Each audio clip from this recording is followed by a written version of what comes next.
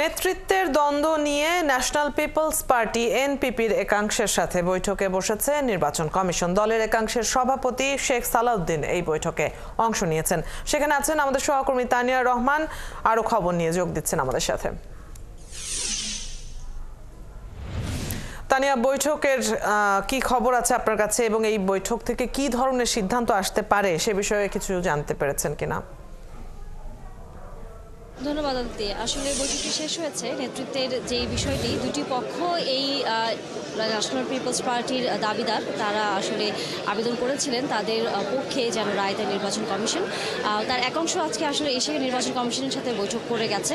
তারা বলেছে প্রয়োজনীয় কাগজপত্র থেকে শুরু করে তারা যে দাবিদার, তাদের যে রাজনৈতিক দলের কর্মকাণ্ড থেকে শুরু করে সকল বিষয় তারা নির্বাচন কমিশনের কাছে উপস্থাপন করেছে। যেহেতু আজকে শুনানির বিষয় ছিল, যেহেতু একাংশের কথা শুনেছে নির্বাচন কমিশন, আর একাংশের কথা হয়তো আগামীতে শুনবে, তখন হয়তো কমিশন সিদ্ধান্ত নেবে যে কোন দলকে শেষ পর্যন্ত নিবন্ধন এবং একসাথে প্রতিটি বরাদ্দ দেওয়া হবে।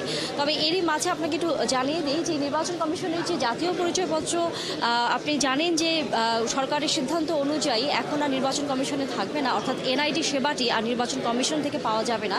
সেটি আলাদা একটি কমিশন গঠনের উদ্যোগ নিয়েছে, খসড়া চিন্তাভাবনা করেছে সরকার।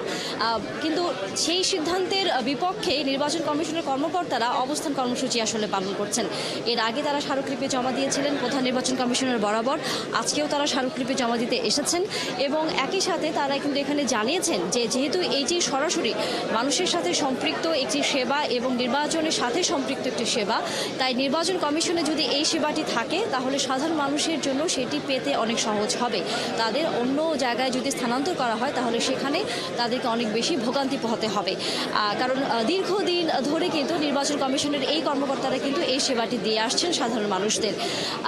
এবং একই সাথে কিন্তু এই স্মারকলিপির পাশাপাশি এই কর্মকর্তারা কিন্তু বলেছেন যে কমিশন যদি সরকারের সাথে এই বিষয় নিয়ে কোনো আলোচনা না করে তাহলে তারা অবস্থান কর্মসূচিতে এখন এই মুহূর্তে তারা কর্মবিরতি আছেন আজকের মতো, তবে আগামীতেও সেটি হয়তো আরও কঠোর অবস্থানে চলে যাওয়ার মতো একটি পর্যায়ে তারা চলে যাবেন বলে এখন পর্যন্ত এখান থেকে কিন্তু তারা জানিয়েছেন। তানিয়া, এখন পর্যন্ত যে খবরগুলো পাওয়া গেল সে সম্পর্কে তথ্য জেনে নিলাম আপনার কাছ থেকে। দর্শক, নির্বাচন কমিশনের সাথে এনপিপির একাংশের বৈঠক সহ আনুষঙ্গিক আরো বেশ কিছু বিষয়ে সহকর্মী তানিয়া রহমান জানাচ্ছিলেন।